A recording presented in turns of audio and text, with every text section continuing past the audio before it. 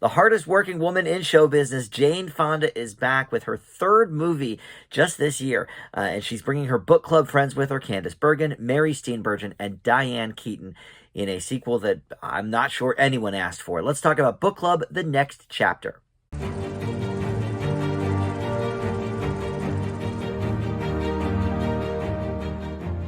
Hey guys, Dan here. This is Dan Reviews It. Welcome to my spoiler-free review for Book Club, The Next Chapter. This is in theaters right now and released appropriately enough on Mother's Day weekend.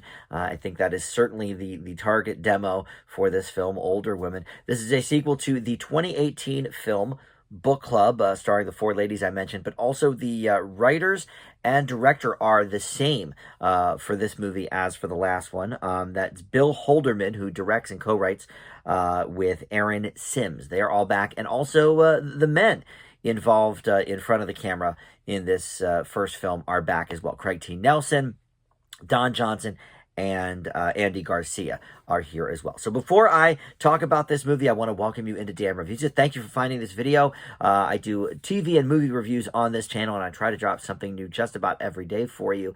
So please consider subscribing down below or hit that notification bell as well to be alerted of all of my new videos.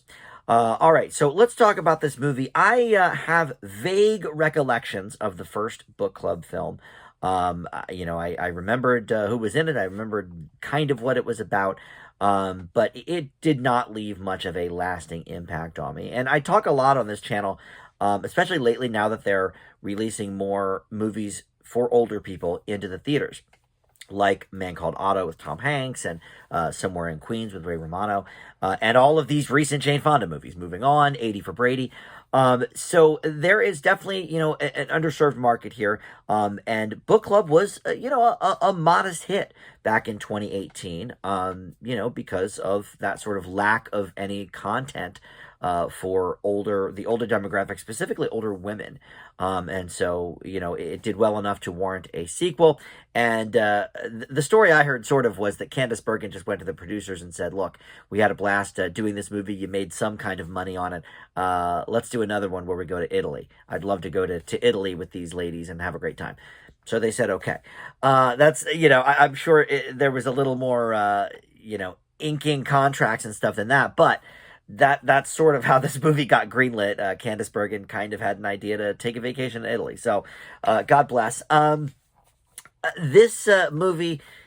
Well, okay, the basic premise, they do go to Italy. Essentially, the Jane Fonda character, Vivian, is about to get married, and so the ladies decide, you know what, we were planning this trip to Italy decades ago.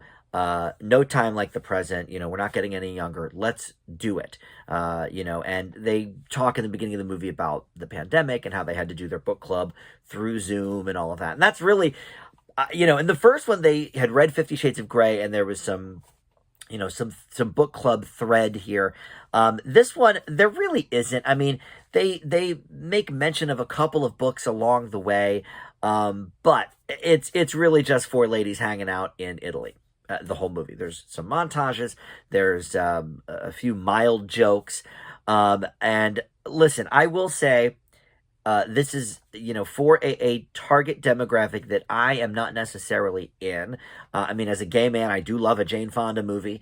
And, big fan of most of these women. I can't stand Diane Keaton. I've voiced that opinion before. And I'll talk a little bit more about that in a moment. But I was in a theater with a couple of crowds of older people, mostly women, but there were some men in the mix. And they must have been part of the Candace Bergen fan club or something. Every Bergen line, they were just rolling in the aisles, doubled over with laughter at every comment that the Candace Bergen character makes. I will admit she is by far the best part of this movie, and the funniest for sure. But, look, this is the demographic that the film is serving for sure. So there is some merit there. There's something to say for a movie that, aims for a specific demo and hits that mark. However, I like to think that I love some old people movies as well. I loved Somewhere in Queens that I reviewed a few weeks ago. You can check that review out on my channel. I'll put a link up at the end of this video. But, a lot of these movies, that are geared towards older people have this very, very, very safe, component to them. In fact, this is PG-13, and they said the F word twice. That is impressive. Usually you get the one, but there's a few examples of PG-13s that get away with 2 or even 3 F-bombs. But for the most part, this is very, very safe, and that is the worst part of this movie. Any movie where, okay, you have some lush scenery, and I will admit, the tracking shots of the mountains and whatever, all of the beautiful landscapes of the different places in Italy. They go to a few different cities. It's great. I love that part.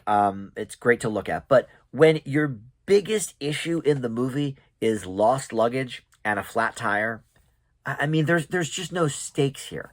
Yeah, there's 4 ladies having a good time, and some shenanigans happen, not many. But this is just, there's nothing here. It's so milquetoast that I can't believe that this is the movie that they wanted to make. Like, there's nothing to it.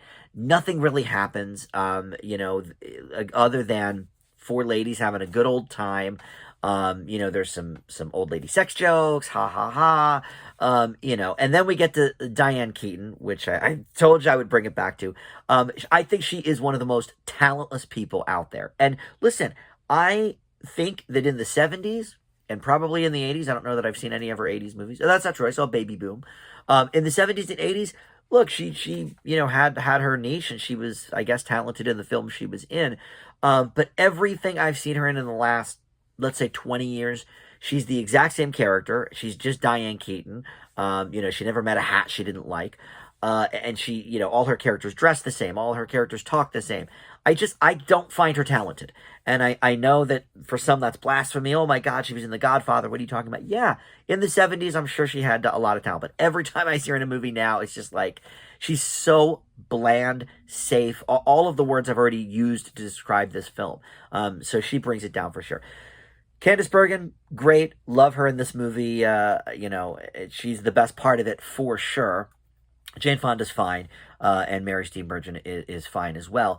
But there's just nothing to this. This is the safest movie around. Nice shots of Italy. I'll give them that. But yeah, there's just no stakes here. No, real good guffaws in the laugh department. I leave Book Club the next chapter with a D+. I actually had to look at my original grade for Book Club. I gave that a C-. It's probably closer to a C, but I think, this is definitely worse than that. So even if that is a C, D+, I think is the way to go for this. If you do want to check it out, it is in theaters right now. So you can see that, but that's it. Thank you so much for watching, and we'll see you next time on Dan Reviews It.